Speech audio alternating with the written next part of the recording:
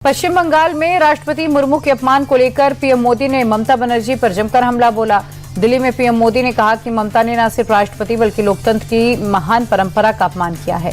TMC के लोग सत्ता के अहंकार में डूबे हैं। इनका अहंकार बहुत जल्द टूटने वाला है। दरअसल कल राष्ट्रपति बंगाल दौरे पर थी, जहां उनको रिसीव करने ना तो सीएम गई और ना ही उनका कोई मंत्री, जिसके बाद से ही बीजेपी टीएमसी पर हमलावर है।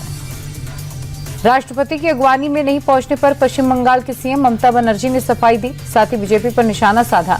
ममता ने सोशल मीडिया पर लिखा, कार्यक्रम का आयोजन एक निजी संस्था ने किया था, जिसमें जिला प्रशासन ने राष्ट्रपति सचिवालय को पहले ही सूचित कर दिया था। आयोजकों की तैयारियां अपर्याप्त हैं। ममता ने कहा कि जिला प्रशासन की ओर से किसी भी प्रोटोकॉल का उल्लंघन नहीं हुआ। बीजेपी अपने निजी एजेंडे के लिए देश के सर्वोच्च पद का अपमान और दुरुपयोग कर रही है। नीतीश कुमार के बेटे निशांत कुमार की पॉलिटिक्स में ऑफिशियल एंट्री हो गई। आज पटना स्थित जेडीयू दफ्तर में आधिकारिक रूप से पार्टी में शामिल हुए। कार्यकारी अध्यक्ष संजय झा और ललन सिंह समेत कई वरिष्ठ नेताओं की मौजूदगी में निशांत ने पार्टी का दामन थामा। इससे पहले उनके दफ्तर पहुंचने पर कार्यकर्ताओं ने उनके काफिले पर फूल बरसाकर उनका स्वागत किया। उनके समर्थन में सैकड़ों कार्यकर्ता जेडीयू दफ्तर के बाहर जुटे और उनके समर्थन में नारेबाजी की। पीएम मोदी ने दिल्ली वासियों को 33,500 करोड़ की बड़ी सौगात दी। पीएम ने कई विकास परियोजनाओं का शिलान्यास और उद्घाटन किया। दिल्ली मेट्रो के 2 नए कॉरिडोर मजलिस पार्क, मौजपुर, बाबरपुर और दीपाली चौक मजलिस पार्क का उद्घाटन किया। पीएम मोदी ने सरोजनी नगर में जीपीआर टाइप 5 क्वार्टर का दौरा किया और लाभार्थी महिलाओं को चाबियां सौंपी। इस दौरान पीएम ने महिला लाभार्थियों से बात की। लोकसभा स्पीकर के खिलाफ अविश्वास प्रस्ताव पर चर्चा से पहले पीएम मोदी ने ओम बिरला की तारीफ की है। पीएम ने कहा कि वो जितने शानदार लोकसभा सांसद हैं, उतने ही बेहतरीन लोकसभा स्पीकर किसी को भी अपमानित नहीं करते हैं। प्रधानमंत्री मोदी का ये बयान उस समय आया जब ओम बिरला को अध्यक्ष पद से हटाने से संबंधित प्रस्ताव पेश करने के लिए विपक्षी सांसदों के एक नोटिस को सोमवार के लिए सूचीबद्ध किया गया है। अंतर्राष्ट्रीय महिला दिवस के मौके पर लखनऊ में कार्यक्रम का आयोजन हुआ। सीएम योगी आदित्यनाथ शामिल हुए। सीएम योगी ने कहा कि अब यूपी की पहचान बदल गई है। पहले दंगा और कर्फ्यू प्रदेश की पहचान थी। बेटियों को स्कूल भेजने से लोग डरते थे, लेकिन आज हालात बदल गए। अब बेटियां सुरक्षित महसूस करती हैं। बेटियों की सुरक्षा के लिए सरकार प्रतिबद्ध है। सुरक्षा के साथ खिलवाड़ करने वालों पर आज सख्त कार्रवाई होती है। पंजाब के वित्त मंत्री हरपाल सिंह चीमा ने विधानसभा में वित्त वर्ष 2026-27 के लिए 2,60,000 करोड़ रुपए का बजट पेश किया। बजट में सरकार ने सीएम माताएं बेटियां सत्कार योजना के तहत महिलाओं को हर महीने 1,000 और अनुसूचित जाति की महिलाओं को 1,500 रुपए देने की घोषणा की। स्वास्थ्य के लिए सरकार ने 6,879 करोड़ का प्रस्ताव रखा। तो वहीं सरकार ने नशे के खिलाफ चलाए जा रहे युद्ध नशे विरुद्ध अभियान को और तेज करने की घोषणा की। सरकार ने ड्रग सेंसस कराने की भी घोषणा की। बिजनेसमैन अनिल अंबानी की मुश्किलें बढ़ रही हैं। सीबीआई ने एक और नया केस दर्ज किया है। ये एफआईआर पीएनबी के चीफ मैनेजर की शिकायत पर दर्ज हुआ है। एफआईआर के मुताबिक 2013 से 17 के बीच अनिल अंबानी ने रिलायंस कम्युनिकेशंस के अधिकारियों के साथ मिलकर 1,085 करोड़ की धोखाधड़ी की है। बैंक का आरोप है कि कंपनी ने फंड को जानबूझकर दूसरी जगह डाइवर्ट किया। नई एफआईआर में रिलायंस कम्युनिकेशंस, अनिल अंबानी और मझारी काकर समेत कई लोगों को आरोपी बनाया गया। ईरान के रिवोल्यूशनरी गार्ड ने बहुत बड़ा काम किया है। आईआरजीसी का कहना है कि 24 घंटे में 200 से ज्यादा अमेरिकी सैनिक मारे गए। ईरान ने बहरीन में अमेरिका के 5वें बेड़े पर 21 सैनिक मारे जाने का दावा किया। साथ ही ईरान ने बताया कि फारस की खाड़ी में अमेरिकी तेल टैंकर को निशाना बनाया गया है। हालांकि अमेरिका की तरफ से अभी तक इसकी पुष्टि नहीं हुई। श्रीलंका ने पहली बार ईरानी नौसैनिकों का वीडियो जारी किया, जो वॉरशिप से बचाए गए। श्रीलंका ने ईरानी सैनिकों को अपने बंदरगाह पर शरण दी है। अब इस पूरे रेस्क्यू का वीडियो जारी किया है। श्रीलंका नेवी ने बताया कि IRINS बुशर जहाज पर सवार 208 ईरानी कर्मियों में से 204 को कोलंबो बंदरगाह पर सुरक्षित पहुंचाया गया। ईरान ने पहले पड़ोसी देशों पर हमले को लेकर माफी मांगी, फिर अपने बयान से पलट गया। राष्ट्रपति ने पड़ोसी देशों पर हमला नहीं करने का ऐलान किया, लेकिन कुछ देर बाद ही ईरानी हथियार दुबई हवाई अड्डे तक जा पहुंचे। ईरानी सेना ने दुबई एयरपोर्ट पर शाहिद 130 ड्रोन से अटैक किया। अटैक के बाद एयरपोर्ट पर अफरा तफरी मच गई। सभी फ्लाइट को कैंसिल कर दिया गया। हालांकि कुछ देर बाद फ्लाइट का संचालन फिर शुरू हुआ। मरीना टावर पर भी ड्रोन का मलबा गिरने से बिल्डिंग को नुकसान हुआ। एक शख्स की मौत हो गई। मिडिल ईस्ट में जारी तनाव के बीच देश में पेट्रोल डीजल की कीमत बढ़ने की चिंता खत्म हो गई है, क्योंकि हॉर्मुज रूट बंद होने के बाद सरकार ने कुल इंपोर्ट का 10% कच्चा तेल नए रूट से मंगाना शुरू कर दिया।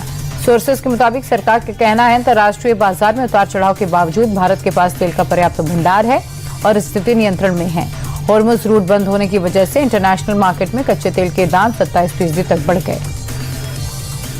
शंकराचार्य स्वामी अविमुक्तेश्वरानंद सरस्वती के खिलाफ एफआईआर दर्ज कराने वाले आशुतोष ब्रह्मचारी पर जानलेवा हमला हुआ है। धारदार हथियार से हुए हमले में आशुतोष ब्रह्मचारी को गंभीर चोट आई है। यह हमला रीवा एक्सप्रेस ट्रेन से प्रयागराज जाते वक्त हुआ।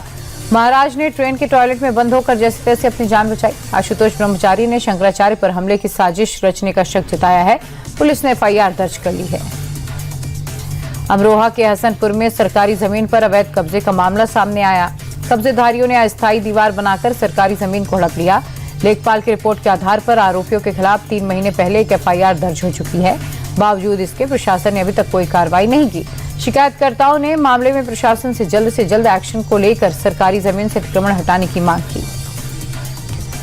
दिल्ली के बवाना इलाके में 24 साल के लड़के की गोली मारकर हत्या कर दी गई। मृतक की पहचान भूपेंद्र के रूप में हुई है। पुलिस ने बताया कि राजवाटिका के पास एक युवक का शव पड़े होने की जानकारी मिली।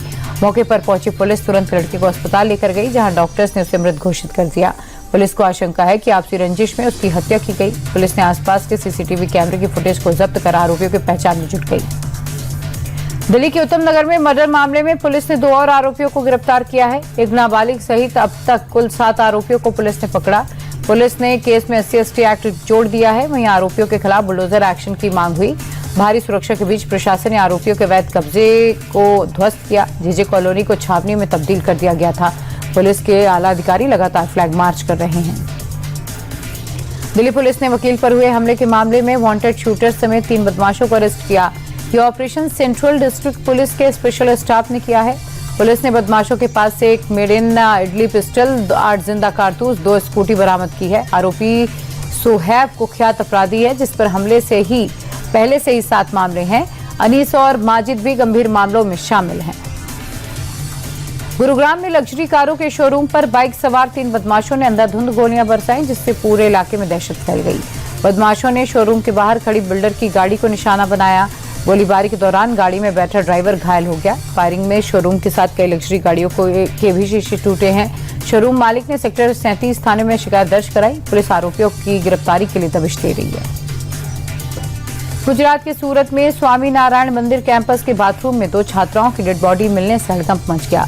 रोशनी और ज्योत्सना नाम की दोनों लड़कियां कॉलेज के लिए घर से निकली थी। जब नहीं लौटी तो घर वालों ने खोजबीन की, जिसके बाद मंदिर के बाथरूम में उनकी लाश मिली। स्पॉट से एनेस्थीसिया की एक भरी हुई और एक खाली बोतल मिली है। दोनों के मोबाइल की जांच में पता चला है कि चैट जीपीटी की मदद से सुसाइड कैसे करी पूछा गया था और गैलरी से फोटोज भी मिले। रंग पंचमी के मौके पर इंदौर में पारंपरिक गेर निकली। परंपरागत गेर में लाखों लोग शामिल हुए। टैंकर्स पर मिसाइलें लगाकर लोगों पर रंग बरसाए गए। रंगीन पानी की बौछार की गई। 250 क्विंटल गुलाल और 25 टैंकर और मिसाइलों से लाखों लोग रंगों से सरबोर हो गए। कंप्रेशर मशीनों से 100 से 200 फीट तक कई रंगों के गुलाल उड़े। बैंड बाजे, डीजे, भजन और रथ मंडलियों ने माहौल को खुशियों के रंगों में सराबोर कर दिया। उधर उज्जैन में भी निकली गेर में सीएम मोहन यादव शामिल हुए। अंतर्राष्ट्रीय महिला दिवस पर दिल्ली से लेकर कोलकाता तक कई कार्यक्रम का आयोजन हुआ। दिल्ली में लोकसभा स्पीकर ओम बिरला ने ऑल विमेन बाइक रैली को हरी झंडी दिखाई। बाइक रैली में बड़ी संख्या में महिलाएं शामिल हुई। महिला एवं बाल विकास मंत्रालय ने कर्तव्य पथ पर शक्ति वॉक का आयोजन किया। सीएम रेखा गुप्ता भी शामिल हुई। उधर कोलकाता में फिट इंडिया पिंक साइक्लोथॉन हुई, जिसमें खेल मंत्री मनसुख मंडाविया भी शामिल हुए। बच्चों के साथ साइकिल फिट रहने का संदेश दिया। तो वहीं चंडीगढ़ में भी महिला दिवस पर वॉकथॉन का आयोजन हुआ। गूगल के सीईओ सुंदर पिचाई को अगले 3 साल में अपनी कंपनी से भारी भरकम वेतन मिलने वाला है। रिपोर्ट्स के मुताबिक पिचाई को अगले 3 साल के लिए करीब 6300 करोड़ रुपए का वेतन मिलेगा। इस पैकेज के साथ पिचाई दुनिया के सबसे अधिक वेतन पाने वाले कॉर्पोरेट प्रमुखों में शामिल हो गए।